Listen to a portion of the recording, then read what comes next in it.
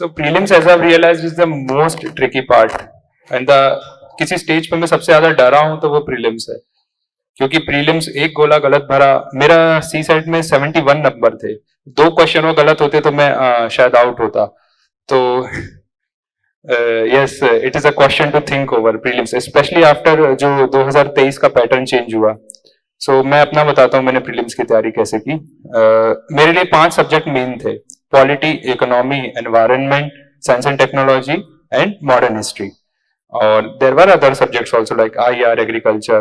But मैंने पहले इन 5 subject पे अपनी गहरी पकड़ बनाई, और उनके जो फाउंडेशन है, मतलब हर सब्जेक्ट का एक फाउंडेशन होता है, जिन चीजों को आप समझ लो तो ऑब्जेक्टिव टाइप क्वेश्चन में आप एलिमिनेशन या कुछ तो प्लस माइनस करके आप चांसेस हैं कि you will arrive at the right answer. So मैंने उन पे फोकस किया पहले 5 सब्जेक्ट, फिर ग्रेजुअली अदर जो सब्जेक्ट्स हैं छोटे छोटे, आईआर, एग्रीकल्चर। सब्जेक्ट के सोर्सेस तो ऑलमोस्ट सबको मतलब सेटल्ड ही है, लक्ष्मीकांत, स्पेक्ट्रम, है ना, एंड करंट अफेयर्स की रेंज ऑफ मैगजीन्स हैं। सो वो रहा। And the second part which is the more important one is analyzing the previous year questions. Yes, previous year questions. So मैं एक चीज बताना चाहूंगा जो मैंने शायद थोड़ी डिफरेंट करी, कि मैंने 5 साल के प्रीवियस ईयर क्वेश्चन उठाए यूपीएससी के, और मैंने एक्सेल शीट बनाई, और हर एक क्वेश्चन को मैंने नोट किया शॉर्ट फॉर्म में कि फर्स्ट क्वेश्चन नंबर 1 उसका टाइटल क्या था, और वो क्वेश्चन कैसे सॉल्व हो रहा है, क्या वो नॉलेज से हो रहा है या वो लॉजिक से। कुछ क्वेश्चन होते हैं जो सीधे नॉलेज से हो जाते हैं, कुछ क्वेश्चन में लॉजिक लगता है। फिर मैं उसको फर्दर कैटेगराइज करता था कि ये डायरेक्ट नॉलेज से हो रहा है या एक थोड़ा फार दूर का कोई नॉलेज लग रहा है। और फिर मैं उसके आगे परसेंट लिखता था कि यदि मैं एग्जाम हॉल में होता तो इस क्वेश्चन को कितने परसेंट चांसेस थे कि मैं सही सॉल्व कर पाता। 100%, 50%, 33%, 0%। And I used to do it in a very conservative way. So एक एक क्वेश्चन की तह तक जाके कि यूपीएससी ने जो ऑप्शंस फ्रेम किए वो किस माइंडसेट से फ्रेम किए, कि किस जगह पे आपको फंसाना चाह रहा है यूपीएससी। कई बार स्टेटमेंट इंटरचेंज कर दिए होते हैं, कई बार एक एक्स्ट्रा नोट लगा दिया होता है, एक एडिशनल फैक्ट ऐड कर दिया होता है, फैक्ट्स आर मोस्टली रॉन्ग, ऐसा हम मानते हैं। तो इस तरीके से मैंने सारे previous year question at least 5 year के मैंने डीपली एनालाइज किए। उसके बाद कोचिंग, कुछ अच्छी टेस्ट सीरीज होती है जो आजकल अवेलेबल है, उसमें कोई दिक्कत नहीं है, उसको लगाया मैंने, ठीक है। वहां से पीवाईक्यू से जो हमको फिर कुछ चीजों का आइडिया होता है कि हाँ यू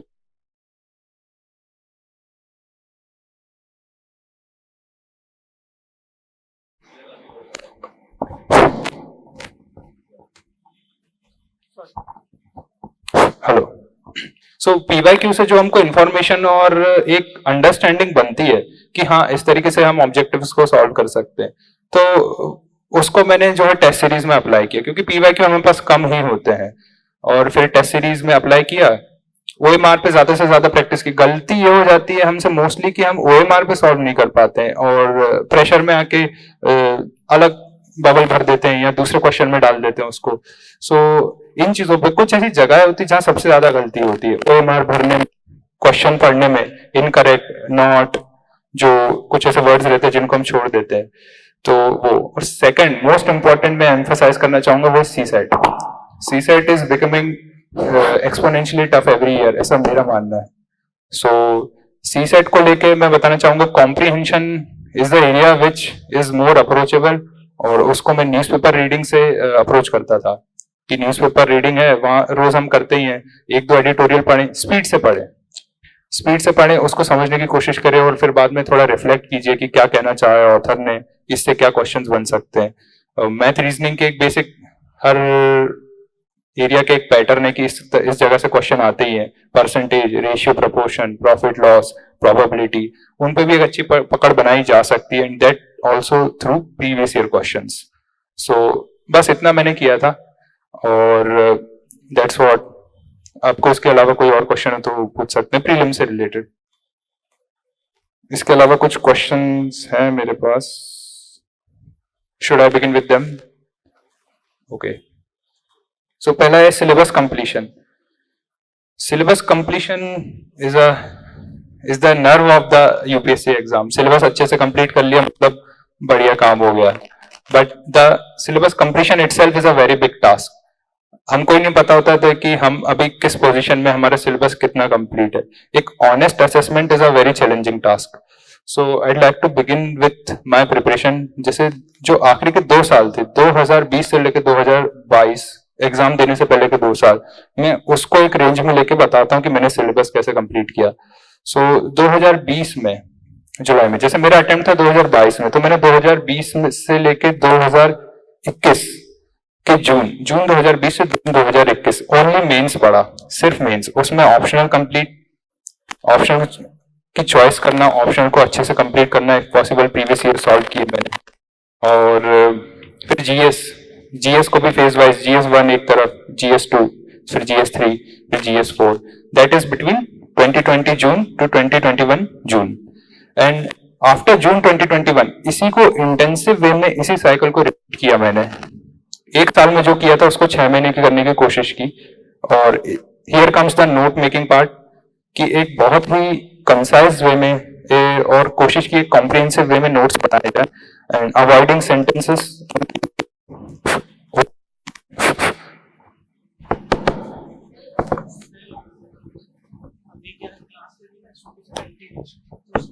हेलो।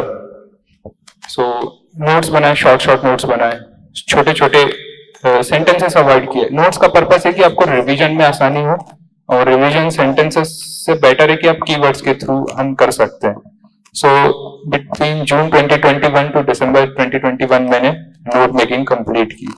सारी नहीं हो पाई, बट ट्राई किया कि सारे सब्जेक्ट्स की हो जाए।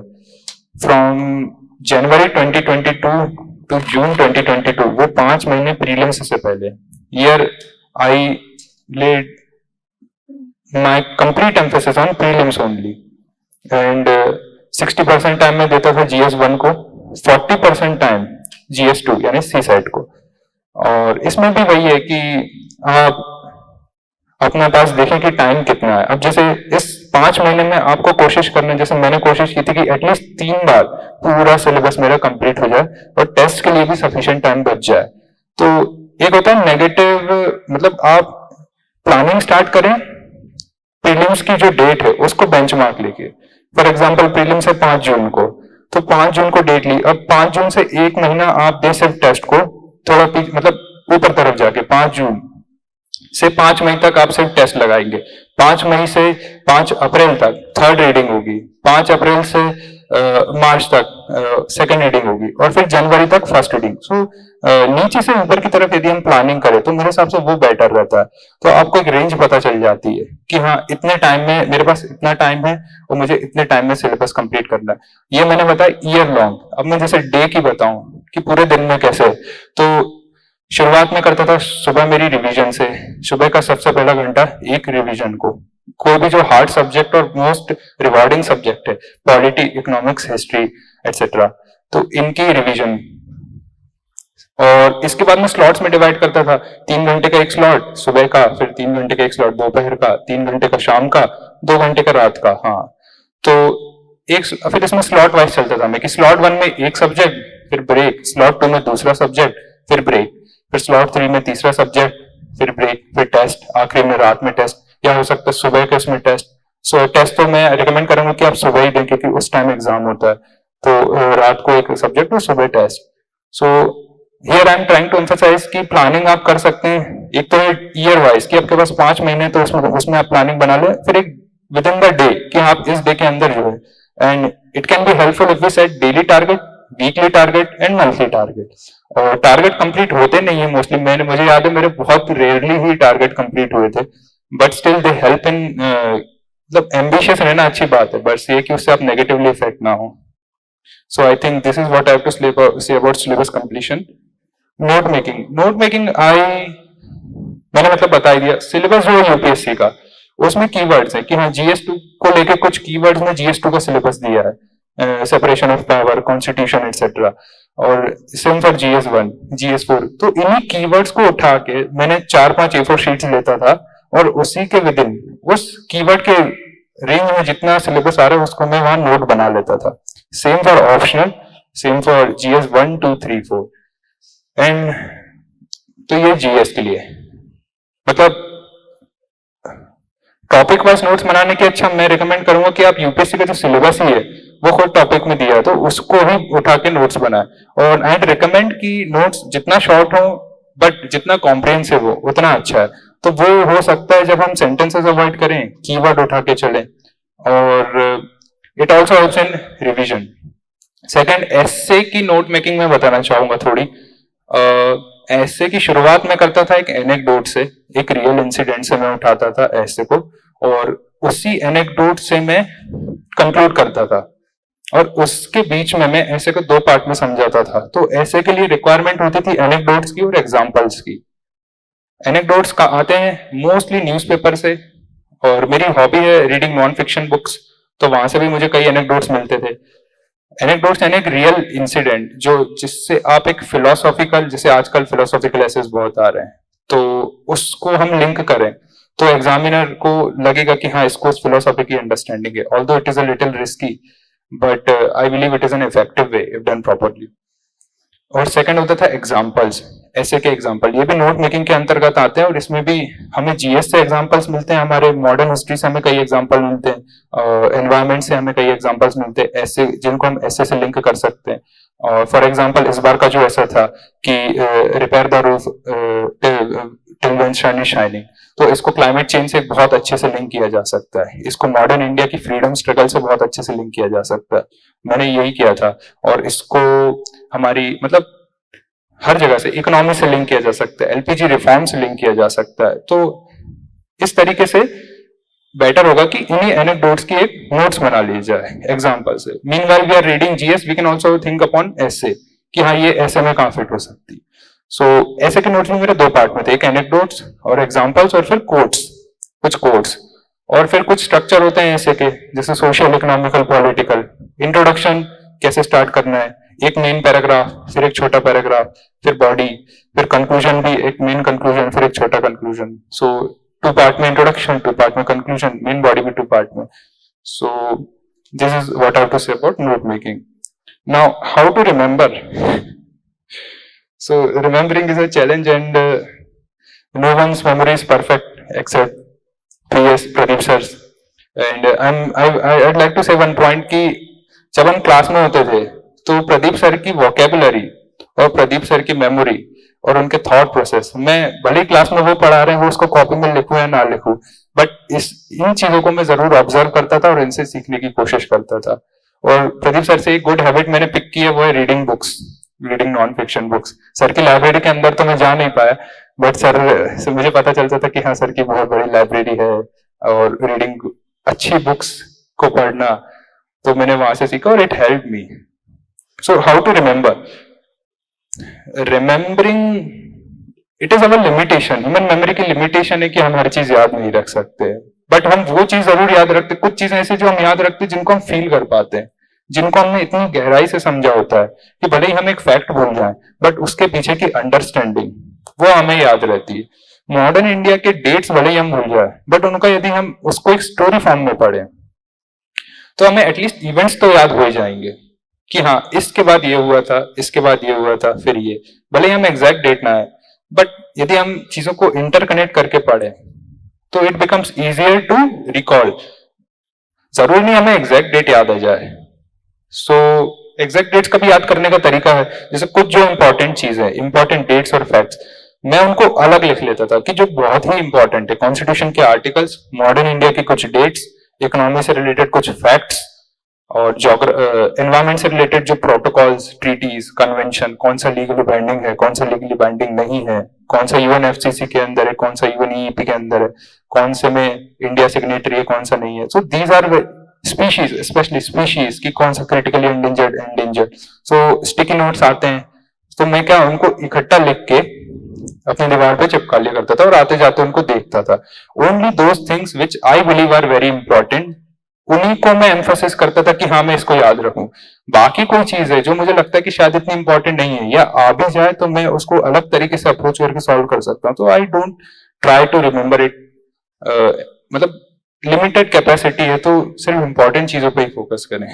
सो this is about, so the question of remembering can be answered in few points, like first revision, हम रिविजन ज्यादा से ज्यादा करें। सेकेंड, इफेक्टिवनेस, हम सिर्फ उन्हीं चीजों को याद रखें जो हमको लगता है बहुत जरूरी। यहाँ पे एक खुद का एक डिसीजन लेना पड़ता है कि हाँ ये चीज को मैं छोड़ सकता हूँ, ये चीज बहुत जरूरी है, इसको मैं अफोर्ड नहीं कर सकता कि हाँ मैं भूल जाऊं। फिर जो चीज बहुत ज्यादा जरूरी है उसको नोट्स बना के, उसको एक अलग फॉर्म में लिख के, जैसे मैं स्टिकी नोट्स बनाता था या एक कॉपी के पीछे अलग से लिस्ट बना लेता था उनकी, तो उस तरीके से फिर उनको बार बार रिवाइज करना। बस इससे ज्यादा कुछ मुझे नहीं लगता एक्स्ट्राऑर्डिनरी हो सकता है। Should we follow any time table? Time table is very important because time सबके पास बहुत होता है, सिलेबस भी बहुत होता है, but it is about channelising those energies and time limits into the demand of UPSC. मतलब हमसे कुछ एक्सपेक्टेशंस है, उनको हम कैसे मीट करें unless we are working above our comfort zone. So time table मैंने जैसा अभी बताया, मैं एक ईयरली टाइम टेबल होता था, जैसा अभी आपको बताया कि इस टाइम में ऑप्शनल खत्म करना है, फिर यहाँ से प्रीलिम्स की चालू करना है। फिर मंथली टाइम टेबल कोशिश करता था एक रफ आइडिया रखने की कि हाँ इस मंथ में मुझे ये सब्जेक्ट्स करने हैं, rough idea. Weekly time table भी होते थे कि हाँ इस वीक में शायद जैसे पॉलिटी है तो इस वीक में पॉलिटी कर देंगे, अगले वीक में इकोनॉमी कर देंगे। फिर उसके बाद डेली टाइम टेबल। अब जरूरी नहीं कि हम एक इतना स्ट्रिक्ट टाइम टेबल बनाए कि एकदम water tight time table, but कोशिश कर सकते हैं फ्लेक्सिबल होने की लिटिल बिट। और फिर most important is the daily part, कि हम डेली पार्ट को कैसे कोऑर्डिनेट करें between our monthly targets and weekly targets. And daily time table को जैसे मैंने बताया, मेरे स्लॉट्स होते थे, है ना, 3-3 घंटे के 3 स्लॉट होते थे और रिवीजन के कुछ स्लॉट्स होते थे। तो टाइम टेबल तो मुझे लगता है कि इंपॉर्टेंट होता है, but we should also be practical कि हाँ we are not machines, we can falter. So एक नेचुरल टाइम टेबल बनाया जाए जो कि स्लाइटली एम्बिशियस हो but practical also. New pre pattern means answer writing pattern. So new pre का कोई पैटर्न मुझे तो समझ नहीं आया, मतलब मैंने दिया इस बार का प्री और मेरा हुआ है इस बार भी। So the question is about giving means. So new pre का पैटर्न, सो सर बताएंगे कि उसका कुछ पैटर्न था भी या नहीं। So I don't have much to say about it, but one thing I realized in exam, again thought process, यदि कुछ चीजों को लेके अंडरस्टैंडिंग बहुत अच्छी है तो हम अटेम्प्ट करेंगे, क्वेश्चन प्रेशर में काम रह के अटेम्प्ट करेंगे, तो देखिए पेपर टफ आएगा तो कट ऑफ भी नीचे जाएगा, एक सिंपल सा लॉजिक है। इस बार का कट ऑफ पता नहीं कितना गया होगा, सो मतलब बहुत नीचे, हिस्ट्री का लोएस्ट कट ऑफ जा सकता है इस बार। सो इस चीज को भी ध्यान में रखें कि हमको हर क्वेश्चन अटेम्प्ट नहीं करना है, कुछ वो क्वेश्चन जहां पे बहुत जो हमारी रेंज में है उसको हम अटेम्प्ट करें। और जैसे मैं 75 to 80 क्वेश्चंस अटेम्प्ट करता था, और कुछ ऐसे एरियाज है जो बिल्कुल बाउंसर जा रहे हैं, जैसे एनवायरमेंट है, स्पीशीज है, species for from environment, economy के कुछ फैक्ट्स, तो वो तो मेरी पहुंच से बाहर रहते थे, उनको मैं देखते सही कि हाँ इसको मैं सेकंड राउंड में अटेम्प्ट, ऑल्सो पेपर को मैं 3 राउंड में अटेम्प्ट करता था। पहले राउंड में जो, जैसा कि बहुत कॉमन स्ट्रेटेजी, पहले राउंड में आप वो कर दीजिए जो आते हैं, दूसरे राउंड में जो 50% श्योर हो, तीसरे राउंड में कि कुछ छूट तो नहीं गया वो, और उस बीच कुछ लगे तो 1-2 क्वेश्चन अटेम्प्ट कर दिए जाए।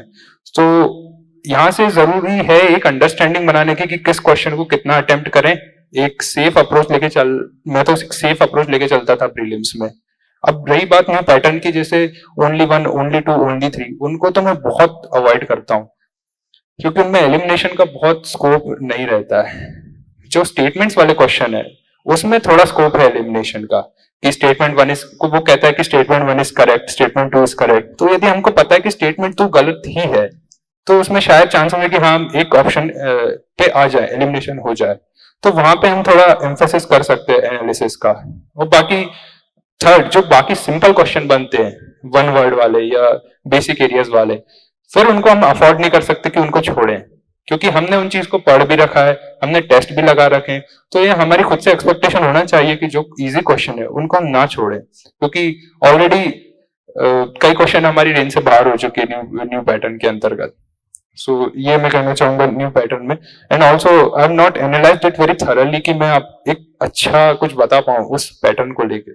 सीसेट को लेकर मैं जरूर बोलना चाहूंगा कि सीसेट इज वेरी बहुत डाइसी हुआ जा रहा है, हम सबको पता है, so please emphasis more on CSAT.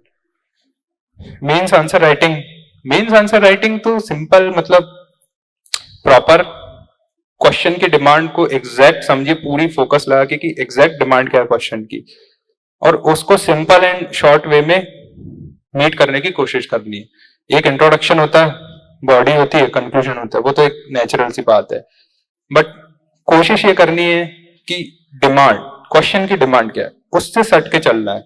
और इतना मैंने सिर्फ इतना किया। मेरे मेंस के बाद आई वाज वेरी डिसअपॉइंटेड, अभी मैं सर को यही बता रहा था, क्योंकि मैंने बहुत सिंपल आंसर लिखे, एकदम स्ट्रेट फॉरवर्ड, और मैं खुद सेटिस्फाई नहीं हो पाता था मेरे आंसर्स के बाद कि यार ये इस पर तो मार्क्स नहीं मिलेंगे, बट मेरे लिए वो चीज काम करी, being simple and being close to the demand of the question. और यहां से मैं दो चीज को एम्फेसाइज करना चाहूंगा जहां से हम हमारा आंसर थोड़ा डिफरेंट बना सकते हैं। एक होता है एग्जाम्पल्स और एक होती है फैक्ट्स। एग्जाम्पल्स के अंदर आते हैं जैसे केस स्टडीज, वाटर मैनेजमेंट से रिलेटेड कुछ केस स्टडीज की हम लिस्ट बना ले, ई गवर्नेंस की कुछ केस स्टडीज की लिस्ट बना ले, और सेम कि इससे रिलेटेड फैक्ट्स बना ले, ई गवर्नेंस के फैक्ट, एनवायरमेंट के फैक्ट्स, है ना, आईआर से रिलेटेड फैक्ट्स, इंडिया के सॉफ्ट पावर के फैक्ट्स, एंड हिस्ट्री से रिलेटेड तो हमारे पास फैक्ट्स होते ही है। तो इस तरीके से यदि हम इनको क्लासिफाई करते चले कि फैक्ट्स और एग्जांपल्स को हम अलग से थोड़ा एम्फोसिस करके चले, क्योंकि देखिए एडवांटेजेस डिसएडवांटेजेस जब हम लिखते हैं किसी चीज के तो वो तो हम लिख ही देते हैं, वो तो हमारी अंडरस्टैंडिंग में होते ही है, बट उसको यदि हम फैक्ट्स से सब्सटेंशिएट करें, so I believe they can be more effective. और वहीं हम केस स्टडीज भी डाल सकते हैं, जैसे कि मैंने कहा करप्शन से रिलेटेड कुछ केस स्टडीज, आरटीआई से रिलेटेड केस स्टडीज, तो ये हमारे आर्ग्यूमेंट में वेट डालती हैं। तो इन चीजों को हम ऐड कर सकते हैं। अब ये मेन बॉडी में कहीं भी, इंट्रोडक्शन, बॉडी, कंक्लूजन, कहीं भी ऐड कर सकते हैं। यदि वे फॉरवर्ड दिखाना है तो कंक्लूजन में, यदि किसी चीज का चैलेंज दिखाना है तो बॉडी में, और इंट्रोड्यूस करना है तो इंट्रोडक्शन में। So I believe they can be more rewarding. Importance of test series, test series are extremely important I believe. And यदि आप मुझसे पूछे कि मेरी इस बार गलती क्या हुई और किस चीज को मैं सुधारना चाहूंगा, तो they are test series, specially mains test series. Mains test series मैंने परचेज तो की थी, बट मैं उसको पूरी नहीं कर पाया, क्योंकि इस बार टाइम क्रंच, मेरा बहुत ज्यादा टाइम क्रंच हो गया था, मैं प्लानिंग नहीं कर पाया था। और यहीं से मैं बताना चाहूंगा कि टेस्ट सीरीज जो है, जैसे हम पढ़ तो लेते हैं, जैसे आपने अभी नोट मेकिंग की स्ट्रेटेजी बना ली, आंसर राइटिंग का एक पैटर्न बना लिया, ऐसे का आपने पैटर्न बना लिया, बट हम पहचानेंगे कैसे कि हाँ हम सही कर रहे हैं या नहीं? जरूरी नहीं हम जो सोचे हर बार वो सही हो। और टेस्ट सीरीज कौन चेक करते हैं? जिनको थोड़ा एक्सपीरियंस हो रखा है, जिन्होंने एक substantial amount of time spend किया है वो एक्सपर्टीज डेवलप करने में, जो हम अफोर्ड नहीं कर सकते, हमारे पास उतना टाइम नहीं है। साथ ही हमको चाहिए कि हमारे जल्द से जल्द सिलेक्शन हो। So test series are very important in this way. And second, exam atmosphere is very challenging and very uncomfortable. उस एटमोस्फेयर में खुद को ढालने के लिए बहुत ज्यादा जरूरी हो जाती है टेस्ट सीरीज। मतलब इतनी इंपॉर्टेंट कि द मोर आई एम्फेसिस, वो मैं एम्फेसिस ही नहीं कर सकता उस चीज पे। और यही मेरी गलती हुई, मैंने ज्यादा टेस्ट सॉल्व नहीं कर पाया। So if I were to give mains again, I will solve more test series. And after giving test, equally important is to analyse them. Analyse them, if we talk about mains test series, सबसे अच्छा analysis होता है कि जैसे sir बताते थे, sir question देके चले जाते थे कि आप इस आंसर को लिखिए। अब एक आंसर को जब हम पहली बार लिखते हैं तो हम कुछ अलग लिखते हैं, उसी आंसर को यदि हम दूसरी बार लिखे तो कुछ और हल्का सा हमारे अंदर से ही नए पर्सपेक्टिव आते हैं। तीसरी बार जरूर नहीं कि कंटिन्यूटी में, बट उसको बाद में ही हम यदि तीसरी बार अटेम्प्ट करें तो श्योर है कि उससे बेटर ही हम लिखेंगे। So this is about mains answer test series evaluation, self evaluation यदि हम करें कि यार मैंने ये आंसर लिखा है, ये इंट्रो बॉडी में ये चीज डाली, कंक्लूजन में ये चीज डाला है, but how can I make it more better, how can I do it in less time. Time is also a factor, कि ऐसा क्या किया मैंने कि टाइम ज्यादा हो गया, ये क्या किया मैंने, जैसे कुछ टेस्ट हमारे अच्छे जाते तो क्यों अच्छा गया वो टेस्ट। सो इवेल्युएशन से हम चीज को गैदर करते हैं। जैसे मैं जितने टेस्ट मैंने दिए उन सब चीजें मैंने गैदर करके एक अलग बुलेट पॉइंट्स बनाए थे कि what is working for me and what is not working. जैसे मैंने रियलाइज किया कि यदि मैं एक बहुत टाइट स्ट्रक्चर में अपने आंसर को बांधता था तो वो मेरा टाइम और एनर्जी कंज्यूम कर लेता था। I prefer to go in an organic flow. Intro और कंक्लूजन तो होते थे, बट बॉडी में मैं बहुत डायनेमिक और ऑर्गेनिक स्ट्रक्चर रखने की कोशिश करता था। सो ये आता है मेंस टेस्ट सीरीज से, और मोर इम्पोर्टेंटली उसके इवेल्युएशन से। इवेल्युएशन हमको सामने से तो मिलता ही है टेस्ट सीरीज में, उसको भी इंक्लूड करें और खुद का भी एक इवेल्युएशन डालें। सो ऑप्शनल सब्जेक्ट सिलेक्शन, मेरा ऑप्शनल था political science and international relation, और मैंने बीए किया है। वहां पे मेरे सब्जेक्ट्स हैं सोशियोलॉजी, हिस्ट्री और इकोनॉमिक्स। सो मतलब मैंने जो ऑप्शनल है वो मैंने कभी पढ़ा ही नहीं था, और मैं चाहता था सोशियोलॉजी ले सकता था, हिस्ट्री ले सकता था, इकोनॉमिक्स ले सकता था, बट मैंने पीएसआईआर लिया, और it was a very different choice for me, and hopefully it thankfully it work for me too. So selection मैंने पीएसआईआर का क्यों किया? Interest is the biggest factor, क्योंकि आपको जो सब्जेक्ट आप चूज करेंगे it will be a life partner for you for some time, so choose wisely. वो सब्जेक्ट जो हमारे लिए इंटरेस्टिंग हो, जो हमको स्कोप दे इनोवेशन का, जो हमारे पर्सपेक्टिव्स डेवलप करे, उसको मैं प्रेफर करता हूं। जब मैं चॉइस कर रहा था तब मैं सोच रहा था। सो जैसे मैं पॉलिटिकल साइंस की बताऊं तो वहां पे फिलोसॉफी है, प्रैक्टिकल चीजों में बात करें तो कॉन्स्टिट्यूशन है, इंटरनेशनल रिलेशंस है, एक डाइवर्स रेंज ऑफ सब्जेक्ट है, पॉलिटिक्स है, उसमें हिस्ट्री का भी कॉम्बिनेशन है, उसमें कॉन्स्टिट्यूशन भी है, पॉलिटिक्स भी है, सो इट इकोनॉमिक्स भी है at certain extent. So there इसलिए मैंने पीएसआईआर चुना। फिर सेकंड है कि आप उस सब्जेक्ट में कितना कंफर्टेबल है। It also includes interest, but it includes कि आपके पास टाइम कितना है, कि गाइडेंस कितना है आपके पास, कि क्या आप प्रैक्टिकल टर्म्स में सोचे। कई बार हम जिन चीजों में इंटरेस्टेड होते हैं they are not practical for us, so if we go little more practically then ये एक ऑल्सो फैक्टर हो सकता है ऑप्शनल की चॉइस का, but for me interest was a dominant factor. तो उस टाइम जब मैंने ऑप्शन चूज किया था 2020 में, तब मेरी उतनी समझ भी नहीं थी, मतलब it was a decision which I just took कि देखेंगे जो होगा, मैंने ऑप्शन ले लिया, देखेंगे। So and thankfully it work for me. So yes, these are the questions, and anybody would like to ask any other thing? Okay, so thank you for listening so patiently. Yes, yes, one question.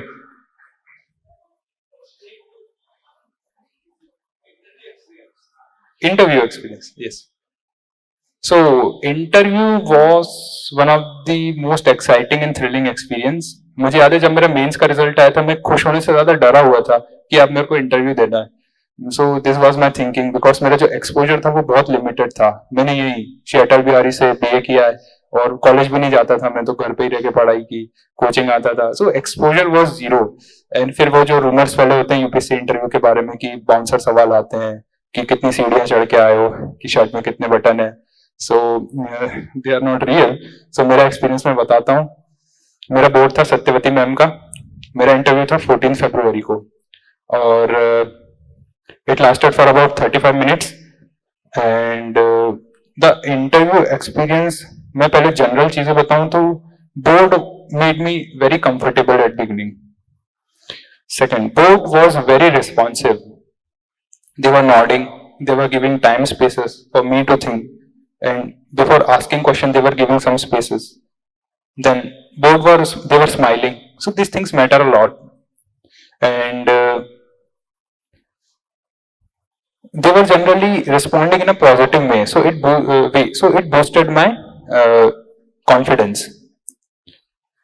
मेरा interview हुआ था शाम 4:30 बजे चालू हुआ था और 5 बजे खत्म हुआ था मेरा interview. So I was badly exhausted and I was overwhelmed by that time. So it work for me in a positive way, कि मैंने जो एक्स्ट्रा एफर्ट्स, जो सुपरफिशियल एफर्ट्स होते हैं, कि we try to push ourselves in certain ways, कि ऐसा नहीं ऐसा करना है, सो आई कंप्लीटली सरेंडर्ड कि मैं एकदम नेचुरल वे में जाऊंगा, जस्ट ऑर्गेनिकली सिंपली जो मुझसे पूछेंगे शॉर्ट एंड क्रिस्प वे में उसका आंसर करूंगा और आ जाऊंगा। यदि नहीं आता होगा तो आई प्लेनली से कि sorry ma'am, sorry sir, I don't know, but I won't fumble. मुझे नहीं आता, इसमें मेरी गलती है, but it's not a limitation of me, मैं जाकर उसको पढ़ भी सकता हूँ। So it's not a thing to get nervous about, but कुछ चीजें हैं जो जैसे हमारे सब्जेक्ट की फंडामेंटल चीज है वो तो पता ही होनी चाहिए।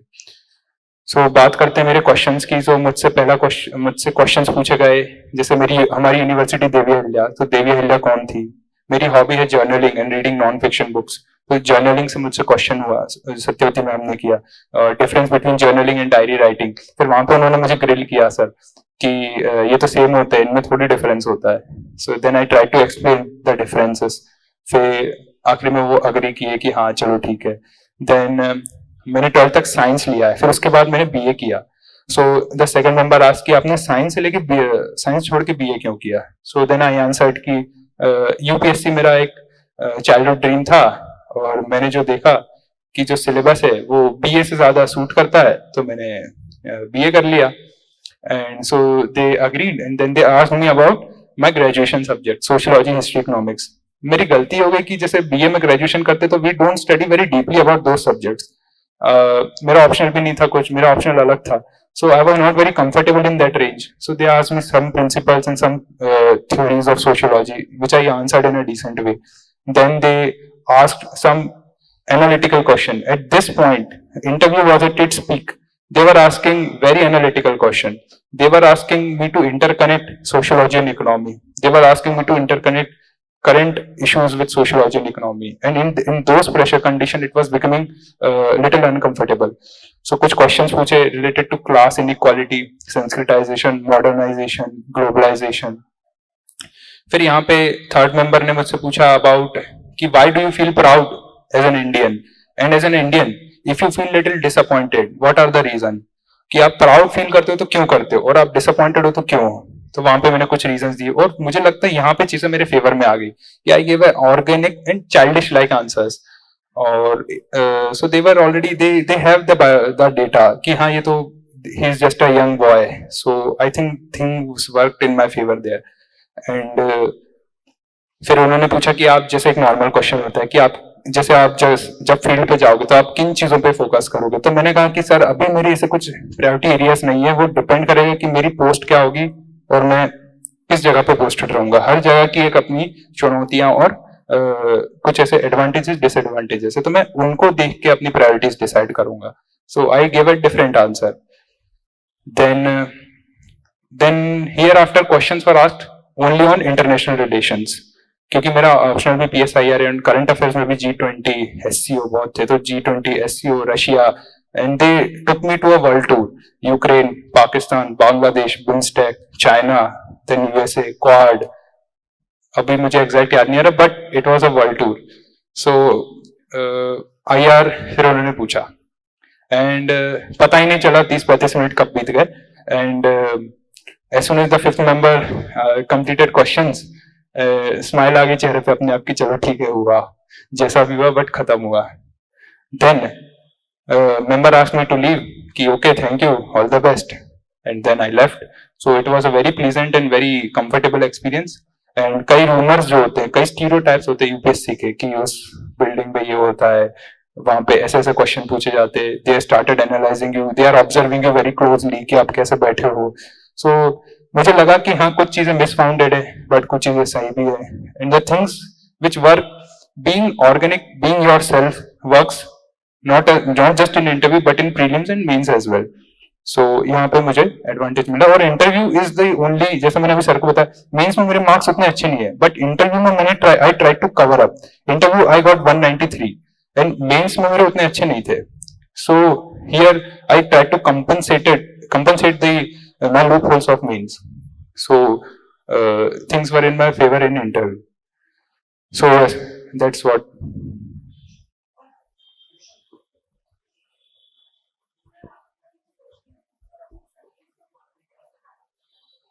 Social life and studies.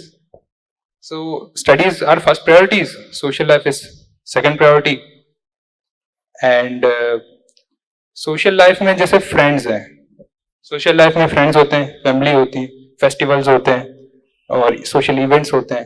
तो फैमिली तो बहुत सपोर्टिव है ही कि they shield us from negative perceptions of society, कि कोई हमारी कोई गलत इवेंट हुआ है तो उससे हमको बचाते हैं, कुछ नेगेटिविटी आ रही है तो उससे बचाते हैं। फ्रेंड्स मेरे बहुत कोऑपरेटिव रहे, and I am thankful to PS academy कि हाँ यहाँ पे मुझे एक ऐसा इकोसिस्टम और एटमोस्फेयर मिला, यहाँ से मुझे लाइफ लॉन्ग फ्रेंड्स मिले। So they help in a positive way. So friends भी आप बनाए तो अच्छे बनाए, जो आपको हेल्प करे, आपको सपोर्ट करे, मोटिवेट करे। हर फ्रेंड से आपको एक अच्छा कुछ सीखने को मिलता है, और यदि कोई खराब फ्रेंड है तो आप उससे दूर चले जाए। और फेस्टिवल्स तो मुझे याद है कि फेस्टिवल तो मैंने बहुत ही कम अटेंड किए। हमारे यहाँ इतने सारे फेस्टिवल होते हैं, एक दो ही जा पाता था मैं इंदौर में जब रहता था। सो फेस्टिवल्स को लेकर तो बहुत कॉम्प्रोमाइज किया, वेडिंग्स को तो अटेंड ही नहीं की 4 साल लगभग, ऐसा याद है मुझे। तो it is challenging but it is more beneficial to prioritise studies, and if we go towards prioritising studies then cost बहुत ज्यादा चुकानी पड़ सकती है सोशल उसकी, और मेरे लिए तो 4-5 साल लंबी जर्नी थी, सो it was a very rough time for me, but yes, so